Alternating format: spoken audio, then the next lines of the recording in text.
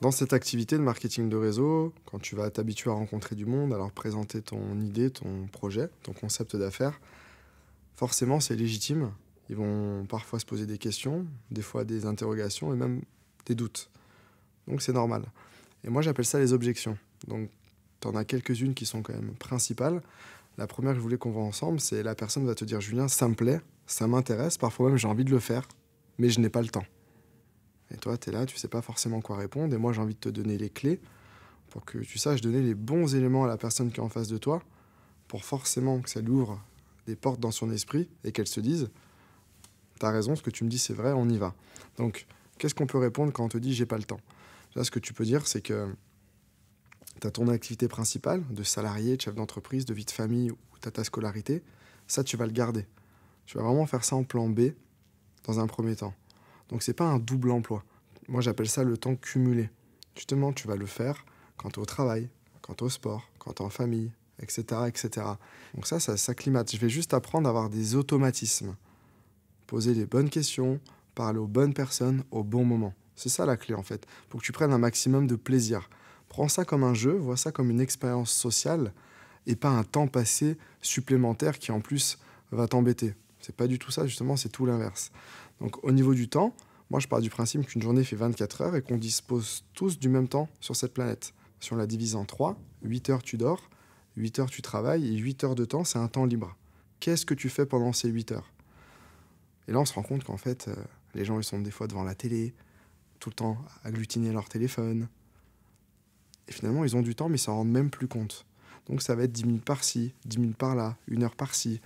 Mais ce qui est bien, c'est que tu fais ça quand tu veux, où tu veux, avec qui tu veux, et à l'endroit que tu veux. Tu es vraiment libre à ce niveau-là. Donc, tu vas pouvoir le faire. Ensuite, la deuxième objection, qui revient régulièrement aussi: ça me plaît, je suis intéressé, j'ai envie de le faire, mais j'ai pas d'argent. Donc il y a deux catégories de personnes bien distinctes. Il y a les gens qui pensent dépenses et les gens qui pensent investissement. Je t'avoue que moi aussi, quand j'ai démarré il y a une dizaine d'années, j'allais au restaurant, je m'achetais des fringues, j'allais en boîte de nuit et je me rendais pas compte de tout l'argent qui sortait de mon compte en banque. Tu vois ce que je veux dire? Et ça, c'est de la dépense pure et dure.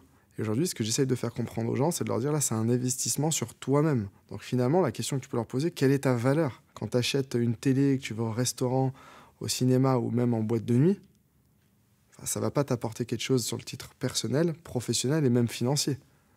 Là, les gens commencent à se dire: ah ouais, c'est vrai ce que tu me dis. Et donc 200 € finalement ou 1000 € pour démarrer en marketing de réseau à l'échelle d'une vie, on est d'accord, toi comme moi, que c'est pas ça qui va te mettre à la porte, c'est pas ça qui va te mettre dehors, ça va strictement rien changer à ta vie. Donc c'est possible. Et il vaut mieux essayer quelque chose. Du coup, au moins tu essayes, au pire, tu as des remords, que d'avoir des regrets et de laisser filer cette opportunité devant toi. Donc vraiment, aie un état d'esprit comme un parachute. Ça fonctionne que quand c'est ouvert. Et ton esprit ouvert, investis au départ et tu verras bien. Mais au pire des cas, tu ne peux pas perdre d'argent. C'est impossible. Tu vas faire retour sur investissement. Et enfin, une objection que j'entends quand même assez régulièrement, de moins en moins, parce que l'industrie évolue, c'est de plus en plus une évidence, les magazines, les médias en parlent et de la bonne manière.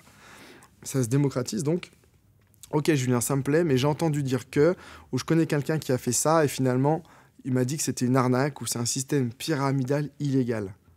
C'est important que tu aies des éléments de réponse. Donc déjà, un système pyramidal illégal, ça existe, oui. C'est passible de prison et de fortes amendes, mais c'est un jeu d'argent. Il n'y a pas de produit, il n'y a pas de service, il n'y a pas de numéro de siret, aucun statut. Donc là, forcément, oui, on peut dire que c'est totalement illégal et tu peux te mettre même un petit peu en danger par rapport à toi, même par rapport aux gens.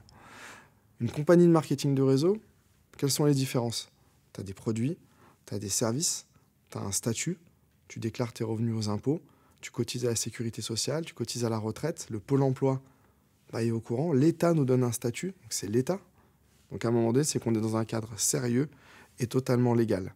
Bien sûr, les gens confondent, il y a quand même une faille, c'est si tu fais rien, tu n'auras rien. Mais ça, c'est comme de partout. Quelqu'un qui paye par exemple 500 € à l'année pour une salle de sport, s'il n'y va pas, il n'aura aucun résultat. Donc ça ne vient pas de l'entreprise ou des systèmes. Là, ça viendra que de toi. C'est toi ta propre responsabilité. Mais en tout cas, ça fonctionne pour des centaines, voire des milliers de personnes. Et les plus grands économistes le disent, le marketing de réseau est l'industrie du XXIe siècle. Il y a tout à faire maintenant avec ce type d'activité.